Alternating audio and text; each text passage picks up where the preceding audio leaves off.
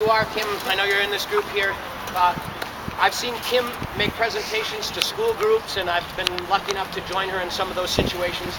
And Kim teaches everyone a mantra that says, if you plant it too high, it won't die, and if you plant it too low, it won't grow. And that seems to be something that I really want you to have in your minds here as you plant these trees. This is Jeff Hagfirst.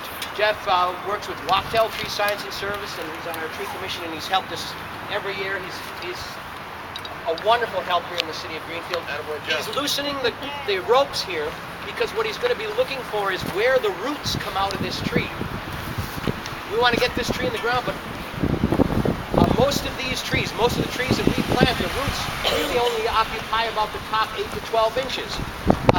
Anything below that is just kind of holding the tree up. And so if we planted a tree just as little as 4 inches too deep, half of the root system is too deep to grow well. Well, we want to give these things every opportunity they can to grow and flourish. This is a calorie pear tree, and that's what it's going to go down the boulevard entrance here. Calorie pear is a moderate-sized tree. Produces a really nice white flower earlier in the year. You can actually see the pears beginning to form. They're very tiny. They're about the size of a small pea or so they're not a root problem. But they're a very hardy tree. Now, if you can kind of take a look at what Jeff's doing here, he's pulling soil away. This is what I'm going to need you folks to do, is to find out where the roots actually are. We can see the trunk going in, but we need to know where the roots are. Now it looks like on these trees it's not too bad. The roots are, if you can see, there's actually a root right here.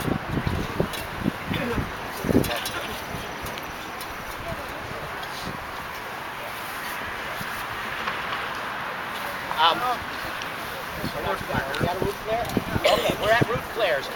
So again, where the roots actually come out, that's going to be your soil line. And so we don't really, if you're going to make a mistake and it's planted too high, that's just fine. Because if it's too high, it won't die.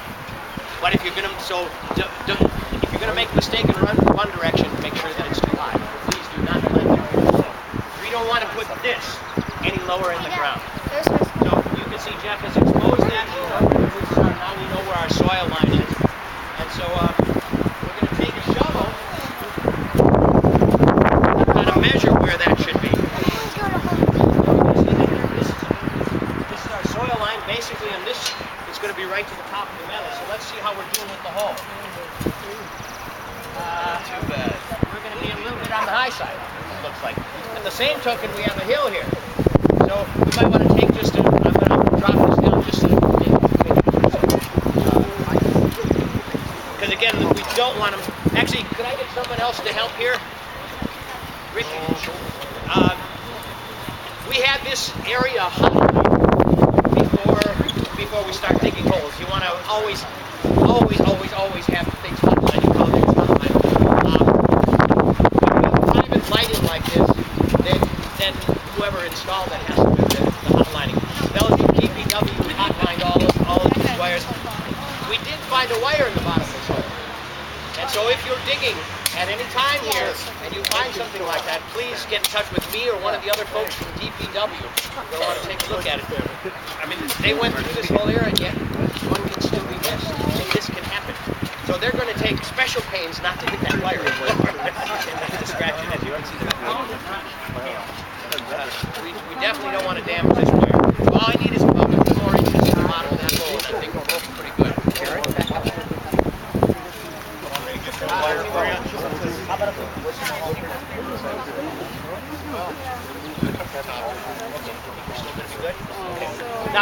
Now you'll see he's using a pair of cutters, and what he's basically cutting is the top half of that wire basket off, and he's going to eventually strip the burlap. We want to give this tree every chance to get out there. If we leave those wires like this, where it's wrapped up over the top, as this tree matures, some of these roots are going to go through those wires, and we've seen trees that were dug up many years later where the root went through a square in the wire, and it grew so much that now the wire is actually killing that root around. We don't want this to happen. We want this tree to be here 40 years from now. We don't want it to die 15 years from now. And so he's peeling back those wires so that it sits firmly in the ground. and yet the roots can come straight out the sides. What Jeff just told me is he's going to leave the back half of this wire on just till we get it in the hole. The one thing we don't want to do is have this root ball fall apart as we're putting it in there. We're not dropping it in. We're going to try to roll this gently and slide it in. Because we don't want to bounce this because we don't want to take the chance of cracking this root. And Jeff has found a root that is actually wrapped around, and it's going to, as if that root was allowed to stay, you'll notice he's actually cutting that root off. That would become a girdling root. And in the urban setting, that's what kills most of our urban trees. When you folks plant a tree in the backyard, the maples that have been planted all over the city of Milwaukee years ago, they weren't being careful to do that, and that's why so many of them are dying prematurely. They're never going to get to be those beautiful big trees. They last about 20, 30 years and they're done. And so he's actually cut that girdling root, which means he's, just by that simple, that root was smaller than the diameter of my finger, and yet he extended the life of this tree by clipping that one root. Up there? We're ready to stick it in the hole. We're going to take this in the hole. We're going to hang it, not toward it. Nope. Okay, my way. Now to inside the hole, just going to gently roll it in. Now as they get close, I'm going to pull them in around. Watch out, kids! There we go. You see, by pulling the head of it around, it didn't plop in. We just let it slide. And now we have to kind of keep some kind of relative. Okay, now you see this is just a little high. That's fine. If it's going to be other than level, I want it to be a little higher. So we'd usually rather have it a little on the high side. He's cutting the burlap back. Now this is a loose. This is an open weave burlap which would decay in the first season. But you have to be really careful because a lot of nurseries, the burlap will come with a tight weave, and that. I've actually been called to look at trees that were declining. They had been planted 5 years before, so when I get there I found out the burlap that they used didn't decay at all. And here they thought these trees were planted in the ground, and basically they were in a pot for 5 years, and of course they were outgrowing the pot. And all we did was open them back up, take the burlap off, and a season later those same plants were flourishing. So that's what they're accomplishing here. We have a number of cutters, anybody with a pocket knife. And now these wire cutters will try to get them around and pass them. So as soon as we're done with this, then we're going to release you folks to go and plant all of the other trees. They pulled the burlap down, they pulled the wires down, now they're going to pass in. Are the wires in there yet? The wires are only in the bottom half. And what they did was they actually, so the excess wire is sitting right outside, so they're not down in the hole. It's okay to push the burlap down in the hole, that's fine. Alright, let's get a little backfill. Please try to keep the wire and the rope in one pile so we can find it, so the people who cut the grass don't find it the hard way. I think that's probably good advice.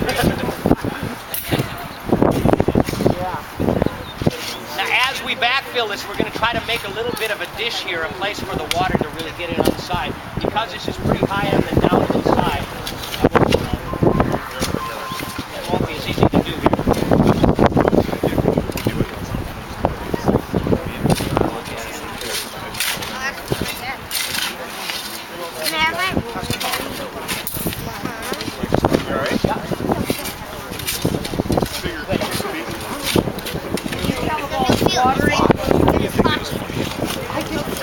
What's that?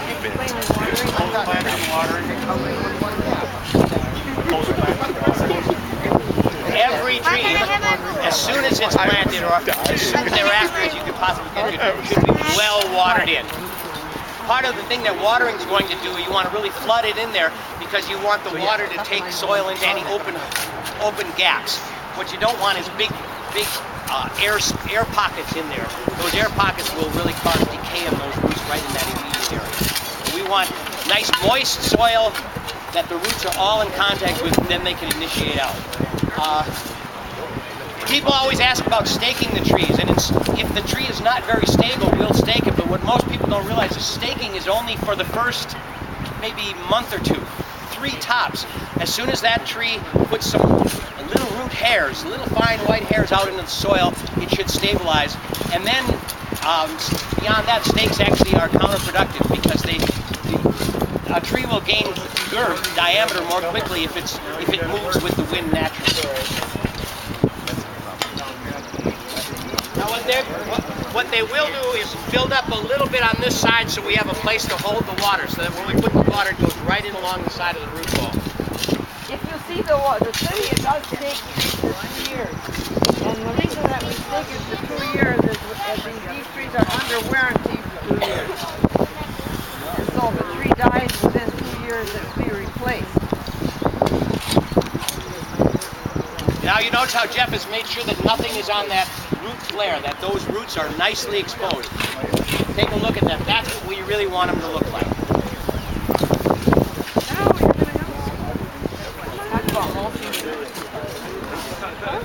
Tell them where the compost comes from. That's a good idea. Jeff just reminded me, the compost that they're using that's available on the trucks that we can put on wheelbarrows, that compost came from the city of Greenfield. This is from the leaf pickup that our DPW does. It gets stored to an area, and they turn it over, they compost it, so they incorporate oxygen into it.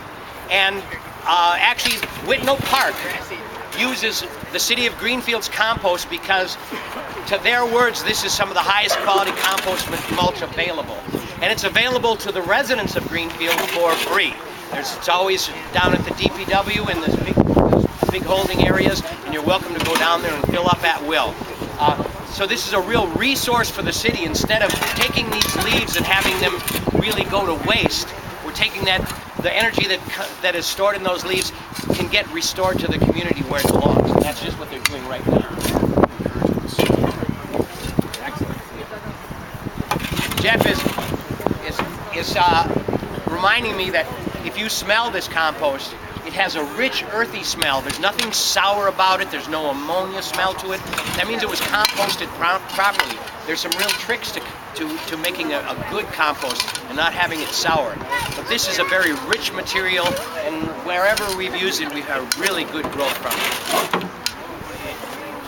And we had a total of 29 trees on this site going in, not including the roses, but 29 larger plants altogether. The first one's planted, now it's up to you folks to plant the other 28. There you go. Now, if you need any help, if you're having help getting it into the hole or getting a tree straight, please ask for help.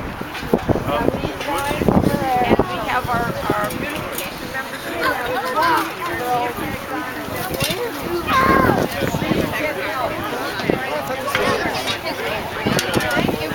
Thanks for being here, and go ahead and find yourself a spot, and we'll work with you.